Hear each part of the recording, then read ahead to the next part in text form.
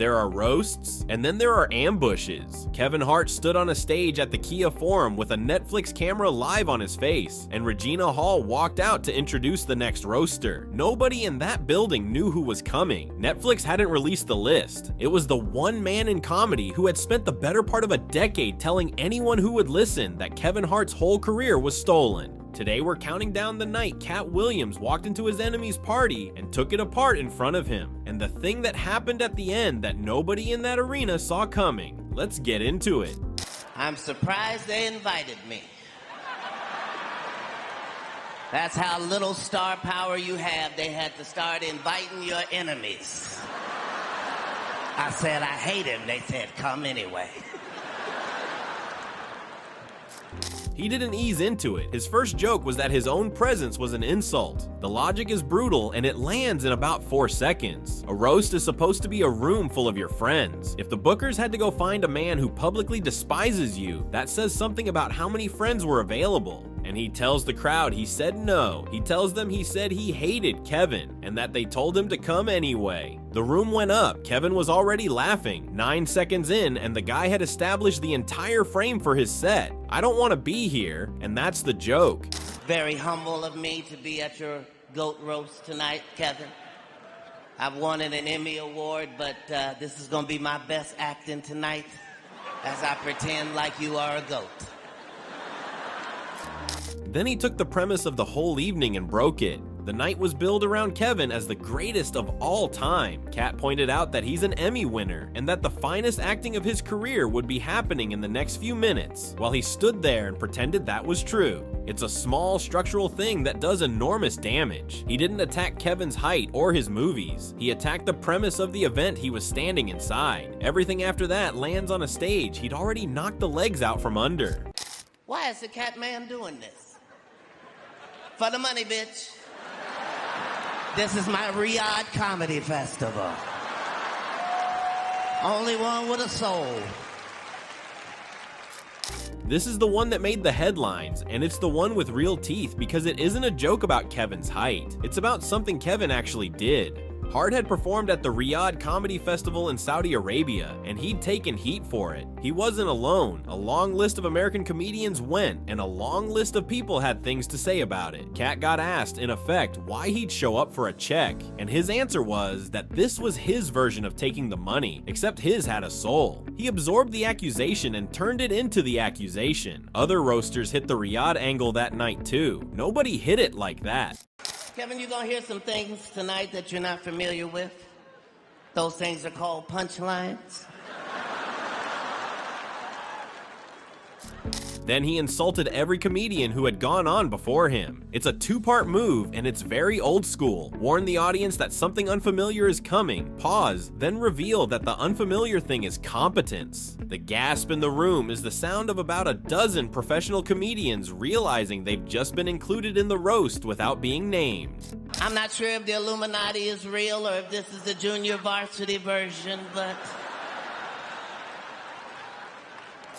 Katt Williams has spent years talking about hidden hands in the entertainment industry, so when he looked out at the lineup Netflix had assembled and wondered aloud whether he was looking at the real thing or the reserve team, he was doing 2 jobs at once. He was calling the guest list weak, and he was winking at every single person watching who knows exactly what he's been saying in every interview for the last 2 years. That's a joke that only works if you're the man who said all that. Nobody else on that stage could have told it.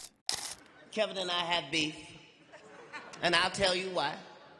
Because privately, this stole everything from me. Before he saw my act, he was a 6'3" white man.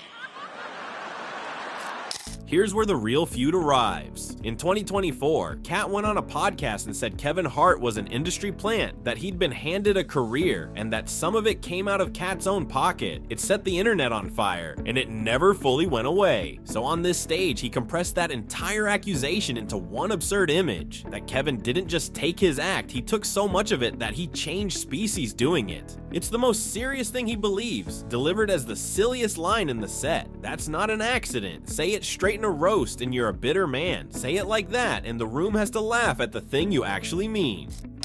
I tried to tell y'all that Kevin Hart was a plant. Because I keep burying him, he keeps springing back the fuck up. Just like a plant.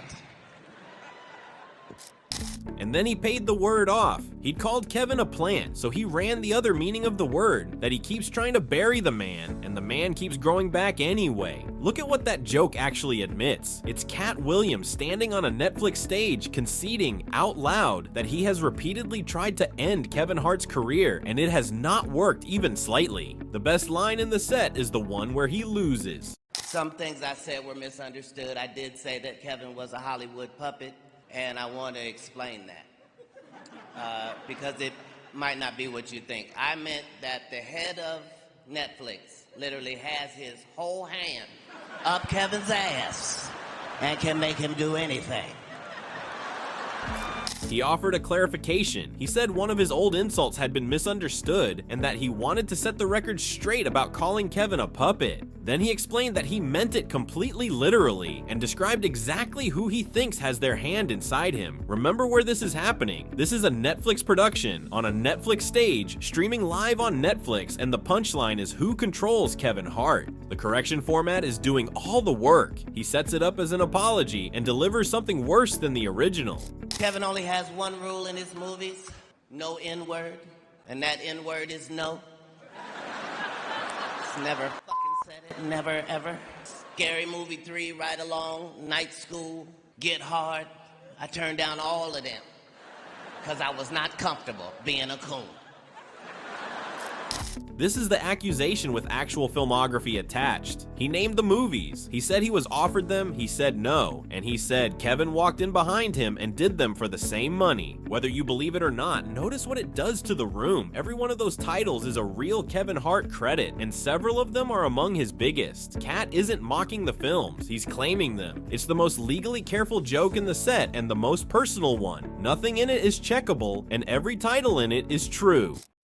If you're going to see a Kevin Hart movie, do yourself a favor, see it in a black theater so you can hear words like, I want my motherfucking money back. And I want my money back too. Or this is some bullshit, I want my money back. Then he did the crowd work version of a bad review. The advice sounds generous for about half a second. Go see the movie in the right room. Get the full experience. The full experience turns out to be other people demanding refunds out loud. He acts it. That's why it works. He does the voice from the back of the theater, then adds that he'd like his money back too. You can't argue with a review that's just an impression of an audience. Even The Rock can't save your ass. Kevin and The Rock have what you call a bromance. That's when two actors secretly fuck the shit out of each other.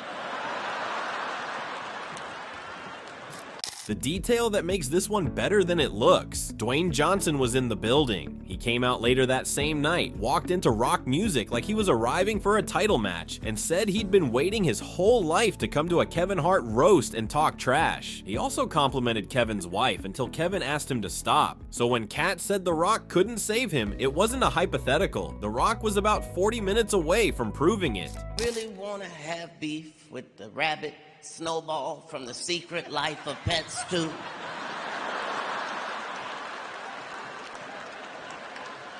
Yes, I do, Kevin. Yes, I do. He closed by questioning his own life choices. He asked himself, out loud, whether a grown man should really be maintaining a decade-long feud with the voice of a cartoon rabbit from The Secret Life of Pets 2. Then he answered himself, yes, he should. He absolutely should. It's the funniest structure in the whole set because it's a self-roast that circles back into the target. He's admitting the beef is ridiculous and renewing it in the same breath, and the only person who comes out looking smaller is Kevin. I'm out. Good night, Inglewood. Thank y'all so much. And then he left. No warm turn. No, seriously though, congratulations. He said goodnight to his neighborhood and walked. That's how the set was built to end. A man who never wanted to be there, saying so on the way out, which is what makes the next 60 seconds the best thing that happened all night. Katt, wait, hold on.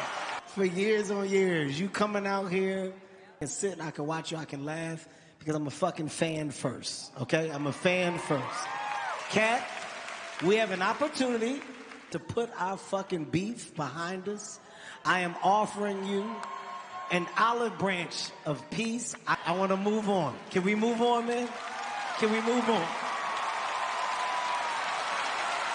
Kevin got up and stopped the show, and he told the arena that the two of them had been at odds for years on years. He said Katt showing up was a genuine shock. He said he could sit there and laugh through all of it because before anything else, he's a fan. And then he pointed out that this was live television, that they had an opportunity right now in front of everybody to end it. He offered an olive branch. He said he wanted to be a brother and a friend. He asked if they could move on. They shook hands, they hugged, the Kia Forum stood up, nearly 10 years of it. The 2017 argument over Tiffany Haddish, the industry plant accusation, all of it closed out on a stage in front of a live camera, about 90 seconds after the worst things anyone said about Kevin Hart all night. From an ambush nobody was told about, to a hug nobody predicted, from a stolen career to a plant that keeps growing back, from the junior varsity Illuminati to a cartoon rabbit, from I hate him to I wanna be your brother. Katt Williams walked into a room built to celebrate a man he'd spent a decade trying to bury, and he did not soften a single line to be there. And that's exactly why the ending meant anything. An olive branch offered after a gentle set is a formality. Offered after that one, it's a decision. If you enjoyed this video, hit that like button and subscribe for more moments where the legends go after each other. And drop a comment. Which Katt Williams line do you think Kevin found hardest to laugh at? See you in the next one.